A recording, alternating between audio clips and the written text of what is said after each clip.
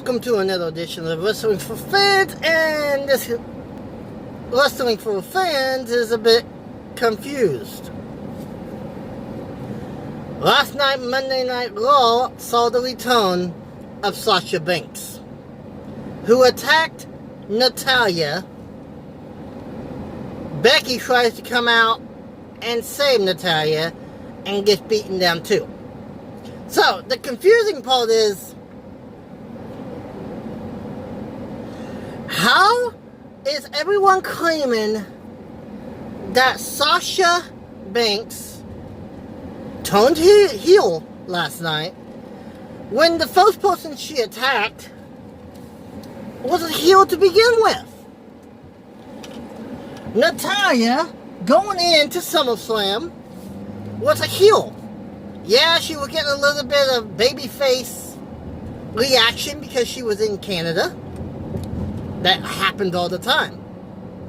And she did not attack Becky. Becky attacked her first and she retaliated.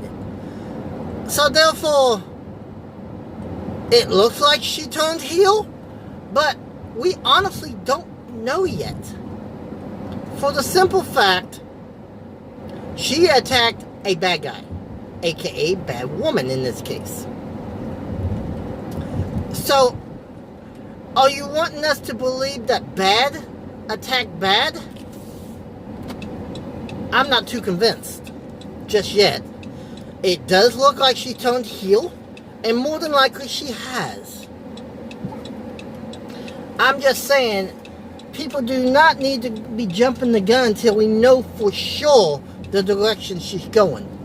If I had to guess, we're probably going to be looking at a Survivor Series champion versus champion match with Bayley and Sasha. That's just a guess. It's way too early to speculate, but that's the impression I got last night. In other news, King of the Ring is returning. They are going back to a 16-man format. 8 from Raw, 8 from SmackDown. The tournament begins next week. A lot of people were speculating it was going to be a one-night tournament. I have been told reports, I've actually read a report, that it's just going to begin next week.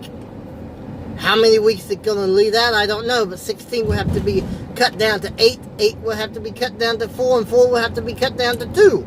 Then our final match, which I would not be surprised at all if it does not, the final match does not happen at Clash of Champions. Is that confirmed? Absolutely not. That's just me speculating. In some AEW news, we are literally less than 3 weeks now.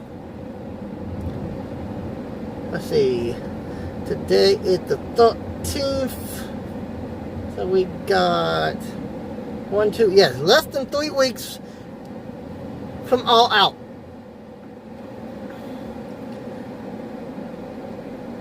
The show is shaping up to be a very, very good show. I'm looking forward to the Jericho Hangman match, just because it's going to be our first championship match. But I'm also looking forward to the Casino Battle Royal with 21 women. And Jazz is in it. Awesome Kong is in it. The other Kong from Japan is in it. But we really, and Brandy even made this comment, there's only like 9 ladies, maybe 10 with Jazz Edition, that had been announced as members of the roster. So we're going to have some surprises, unless they announce them going in. We're going to have some debuts. Whether it's a one-night debut or whether or not they are signed is still yet to come. I would not be surprised to see some AAA ladies and some, if they have women, that other company they have that working deal with from OWE, OWN, something like that. OWE, I want to say. If I got that wrong, I apologize. But the first walking deal they had with that company that reminds me of Japan Wrestling. Even though technically I don't think it's Japan. I think it's from like China, something like that maybe. Again, I may be wrong. Also, October the 2nd will be the debut of live television on Wednesday nights. However, I am being told by a very reliable source, mind you, that may not be the first episode on TNT, that we may have like a best of show leading in to the live show. And from what I'm being told, there is going to be some sort of announcement leading into this. Very, very interesting time to be a wrestling fan. In NWA news, there still has not been no updates on no new TV taping show. Where it's going to be played on, I am still trying to get. I've actually sent an email to the NWA. They said an announcement should be forthcoming, but they were not giving me no hints. I tried.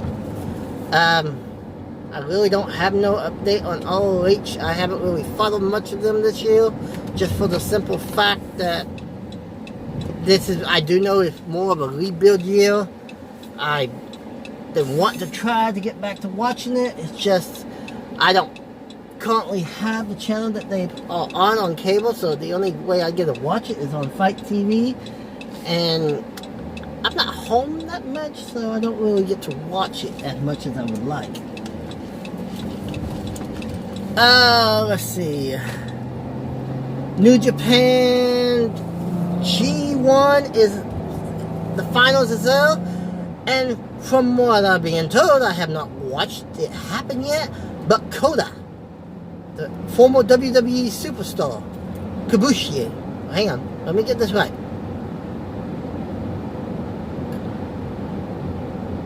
Oh heck.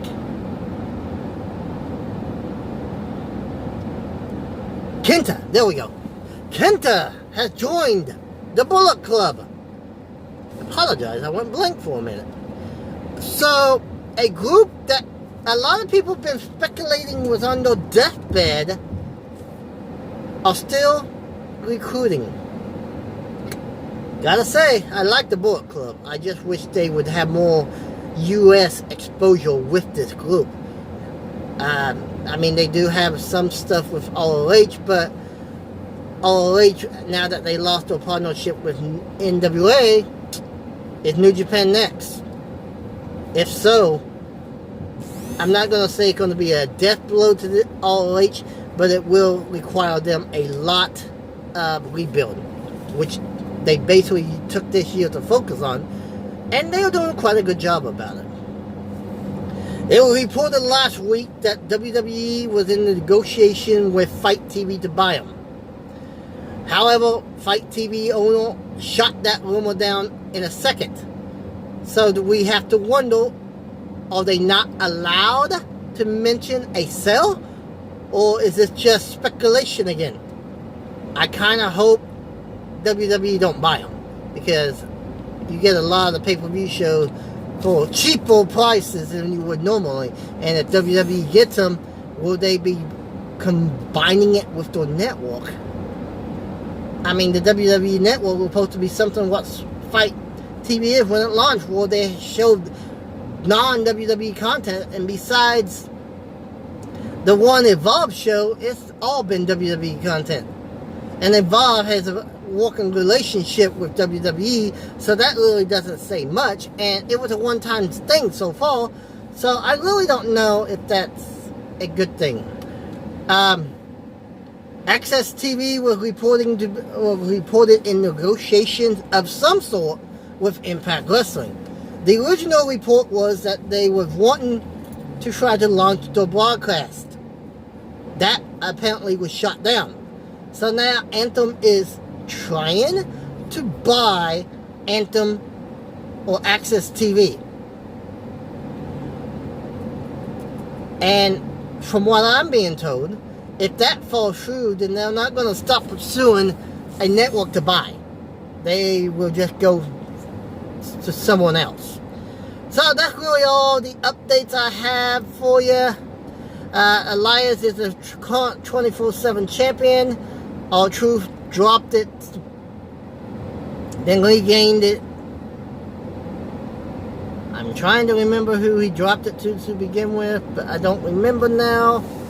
Oh, the Revival. And then he beat one of the Revival.